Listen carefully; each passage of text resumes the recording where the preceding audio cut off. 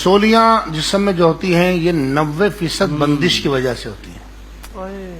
جیسے بخار کے لیے میں نے کہا نا کہ یہ اصل میں روحانی مسئلہ نہیں ہوتا ہے، لیکن رسولیاں 90% بہت کم ایسا ہوتا ہے کہ وہ کوئی بیماری ہو.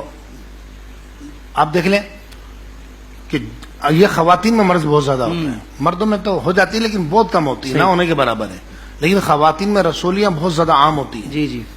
جس خاتون کو رسولی ہوگی نا قبلہ، آپ دیکھ لیجئے گا، آپ بلکہ اس وقت جو ناظرین دیکھ رہے ہیں جہاں جہاں دنیا میں ہمیں دیکھا جا رہا ہے، سنا جا رہا ہے، تو وہ خود اس بات کی اکثریت تصدیق کریں گے کہ جس خاتون کو خاص طور پر رسولیاں ہوئی ہیں، اگر وہ شادی شدہ ہیں تو ان سے پوچھیں یا تو ان کے رشتے میں رکاوٹ آئی ہوں گی، رشتہ ہو گیا تو شادی میں رکاوٹ آئی ہوں گی، شادی ہو گئی تو بچوں میں رکاوٹ آئی ہوں گی. تو یہ بندش ہو جاتی ہے. جی اچھا، بندش کی وجہ سے رسولیاں ہوتی ہیں، اکثر ایسا ہوتا ہے، بندش کی وجہ سے رسولیاں ہوتی ہیں اکثر 90% بول رہا ہوں.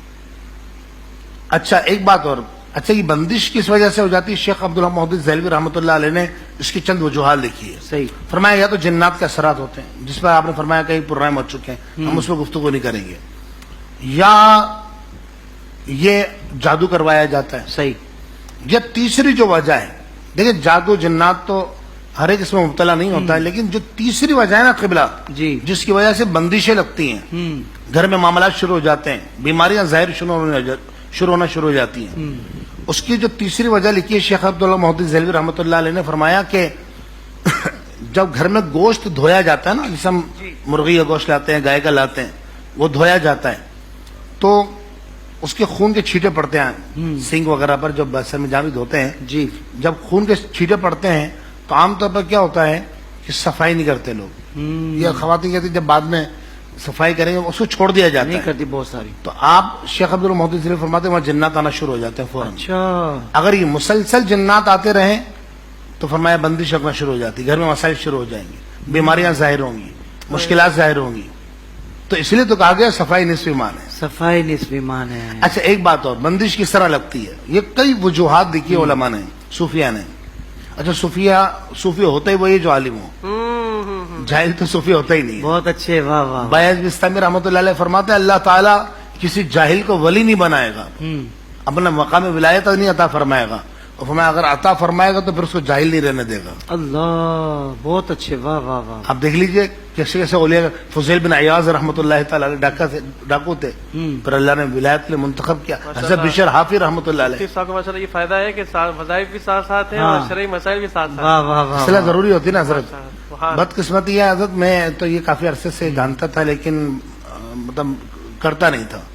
تو بعض لوگ دوستوں نے کہا کہ یار آپ نہیں کریں گے تو پھر وہ ڈرامہ باز کریں گے، بالکل صحیح. اور لوگ جعلی عاملوں کے پاس جائیں گے، وہ داڑھی منڈے ہوتے ہیں، بے عمل ہوتے ہیں، بد کردار ہوتے ہیں. اللہ پاک ہم سب کو نیک دین بنائے. کی بنیادی معلومات بھی نہیں ہوتی ان کے پاس، بنیادی معلومات بھی نہیں ہوتی. جی. اور پھر نتیجہ یہ ہوتا ہے کہ جس کو بیچارے وہ مسائل آ رہے ہیں نا وہ کہاں جائے گا. زیادہ دور نہیں جائے، بخار کا مسئلہ لے لیں، اب اس کو تو یہ آگا نا کہ مجھے نظر لگ گئی ہے، بندش ہو گئی، جادو ہو گیا، فلاں ہو گیا. اللہ پاک محفوظ فرمائے. آمین آمین. تو بندش کی ایک اور وجہ ہوتی ہے اور یہ بہت کامن وجہ ہے. بندش کی ایک وجہ یہ بھی ہوتی ہے کہ نظر لگے کسی کو، نظر نہیں اتاری گئی، نظر کی کاٹ نہیں کی گئی، دوبارہ نظر لگ گئی، پھر نظر لگی تو شیخ موقف فرماتے ہیں نظر لگتے لگتے وہ بندش کی صورت میں تبدیل ہو جاتی ہے. اب نہ اس میں جنات ہے نہ جادو ہے، صرف نظر بد ہے. اس لیے حضور نے فرمایا کہ نظر بد ایسی چیز ہے کہ زندہ آدمی کو قبر میں پہنچا دے. فرمایا کہ اونٹ کو ہانڈی میں بند کر دے. خیر اب رسولیاں ہو گئی ہیں. اچھا ایسا ہوتا ہے کہ بعض کا ڈاکٹرز اس کا آپریشن کہتے ہیں تو آپریشن بھی کرا لیتے ہیں لیکن پھر ہو جاتی ہیں. تو اس کا سیدھا مطلب یہ ہے کہ بندش ہو گئی ہے. آپ کو بالکل اگر اللہ نہ کرے کسی کو بہن کو یا بھائی کو رسولیاں ہیں کسی بھی جسم کے حصے میں کہیں پر بھی، تو سب سے پہلے تو اللہ کے حضور وہ دعا کریں گے، اللہ پاک ہماری دعائیں بھی ساتھ ہیں.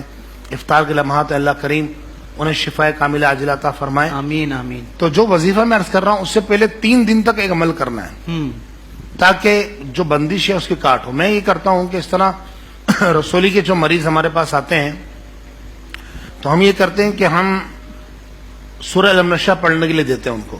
علم نشرح لک، اس کو سورہ انشراح بھی کہتے ہیں. صحیح.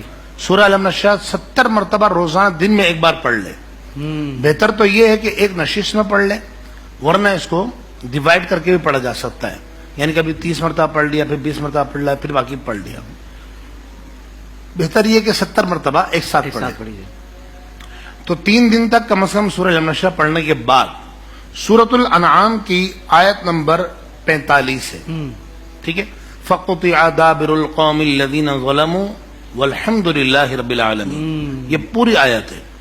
اس آیت کو روزانہ ہر نماز کے بعد پڑھے تو بہت اچھا ہے، ٹائم نہیں لگے گا. اب دیکھا ہوگا آپ نے کہ میں لمبے چوڑے وظیفے نہیں دیتا ہوں، چھوٹے چھوٹے سے وظیفے، اور یہ باقاعدہ کام کرتے ہیں. تو یہ آیت مبارکہ فَقُطِعَ دَابِرُ الْقَوْمِ الَّذِينَ ظَلَمُوا وَالْحَمْدُ لِلَّهِ رَبِّ الْعَالَمِينَ سورۃ الانعام کی آیت نمبر 45 ہے. اس کو 41 مرتبہ پڑھنا ہے، 41 ٹائم.